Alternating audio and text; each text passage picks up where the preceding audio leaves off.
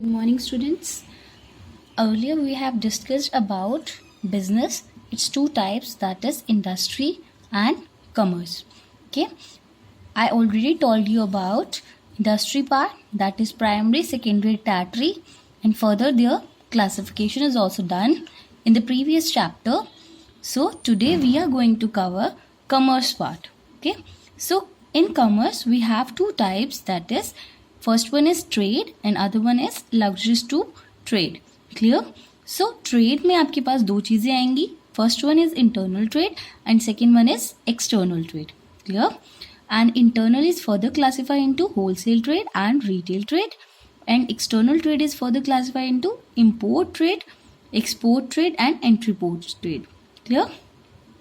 Dear students, our second point is luxuries to trade, and luxuries to trade is further classified into five types, that is transportation, warehousing, insurance, banking and finance, and last one is advertising. So students, today we are going to discuss about that part clearly in brief. So let's get started. So students, firstly you know about trade. Trade क्या होती है? It is an essential part of commerce. एक commerce बहुत ज़्यादा ये commerce का essential part है, important part है.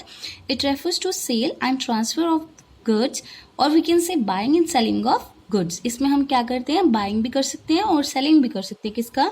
गुड्स का. उसको हम क्या बोलते हैं? Trade. And trade is further classified into two groups, that is internal trade and external trade. Clear? So internal trade को आप क्या बोल सकते हैं? Domestic trade and home trade. We call with both of the names, that is domestic trade and home trade. So internal trade is concerned with the buying and selling of goods within the geographical boundaries of country. That means कि जो internal trade होती है वो किससे concerned है? Geographical boundaries. Means हमारी country के अंदर अंदर जो की जाती हैं उन्हें क्या बोलते हैं? Internal trade. Clear? Internal trade is further classified into two groups, that is wholesale trade and retail trade. Wholesale trade when goods are purchased or sold in bulk. Bulk means ज़्यादा अमाउंट में. जब for example जैसे कि एक wholesaler करता है, वो bulk में मटेरियल परचेज करता है and after that it sell to retailer. आगे रिटेलर का क्या काम होता है? वो आगे कस्टमर को फाइनल कंजम्पशन प्रोवाइड कराता है. क्लियर? सो होलसेल ट्रेड में हम बल्क में परचेज कर रहे हैं और सोल्ड कर रहे हैं, and in retail trade when the goods are purchase or sold in smaller quantity for final consumption, and final consumption is done by the consumer. Okay, clear to you? Next one is external trade. External trade is also called as foreign trade. हम इसको foreign trade भी बोलते हैं. So foreign trade consist of exchange of goods and services between two और more countries. That means इसमें आप कहाँ कर रहे हैं एक्सचेंज गुड्स का? टू या टू से ज़्यादा कंट्रीज में आप इसका एक्सचेंज कर सकते हैं. इंटरनल में आप विद इन द बाउंड्रीज कर रहे थे, and in external you can directly sell और परचेज बिटवीन टू और more countries. Clear? It is further classified into import, export and entry port. Clear? So first is import trade. Import trade if goods are purchase from other country. जब हम goods purchase करते हैं किसी और country से तो उसे हम बोलते हैं import trade. And on the other hand, export trade is opposite of that. If goods are sold to other countries, means हम क्या कर रहे हैं इसमें? goods को sold कर रहे हैं किसी और country को. And other one is entry port. Entry port is different from both of them. When goods are imported for export to other country, that means इसमें हम import कर रहे हैं. import मतलब purchase कर रहे हैं, and export किसको कर रहे हैं? other country को कर रहे हैं. मतलब हम sale कर रहे हैं किसी और country को. जब हम परचेज कर रहे हैं किसी कंट्री के लिए एंड उसके बाद उसको एक्सपोर्ट कर रहे हैं यानी सोल्ड ऑफ कर रहे हैं किसी और कंट्री को, it is referred as entry port trade. Clear to you? Next one is auxiliaries to trade. Auxiliaries to trade क्या होती है? These are the activities which are meant for assisting trade, जो ट्रेड को assist करती हैं. Clear? इसके अंदर हमारे पास 5 टाइप्स थे. क्या क्या थे? Transport, warehousing, insurance, banking and finance, and last one is advertising. So one by one we are discussing about that.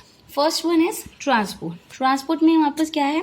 जो transport and communication services होती हैं, मतलब कि if you purchase goods or you produce goods, you have to sold it, है ना, तो इसके लिए आपको ट्रांसपोर्ट की नीड होगी। तो production of goods generally take place in a particular location, जैसे कि for example tea is in Assam में प्रोड्यूस की जाती है and after that it's sold to a different part of the countries.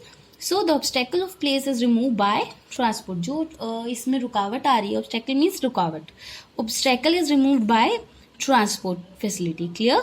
So first one is transport and communication. Second one is banking and finance. Banking और finance कैसे provide कराएंगे? Business need finance to work और to do important activities. तो business को क्या चाहिए होता है? फाइनेंस चाहिए होता है।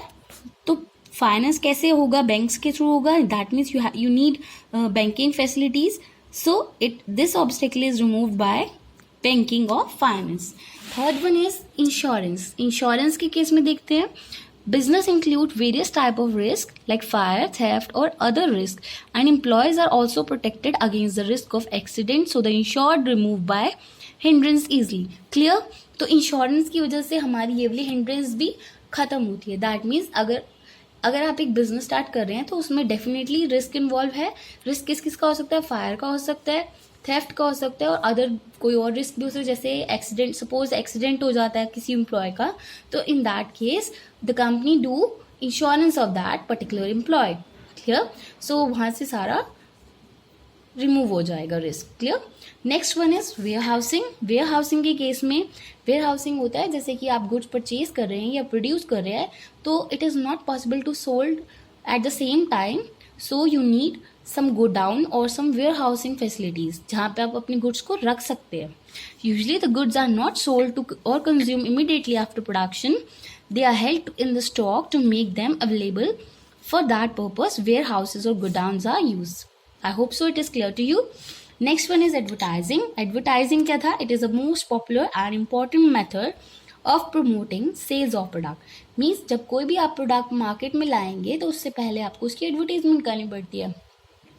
सपोज यू सी, अगर आप कोई भी प्रोडक्ट लॉन्च करते हैं मार्केट में, firstly you have to do advertising of that particular product. It is practically impossible for the producer and the trader to contact with each other.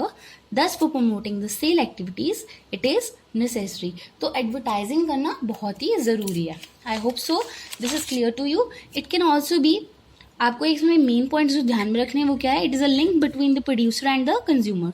Consumer और producer के बीच में लग्जरीज टू ट्रेड क्या कर रहा है? Link बन रहा है. क्लियर?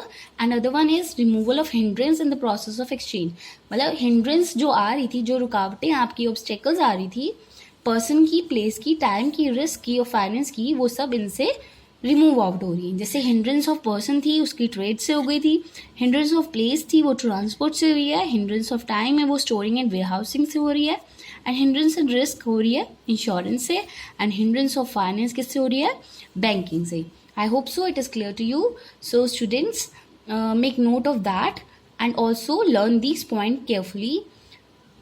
Thank you.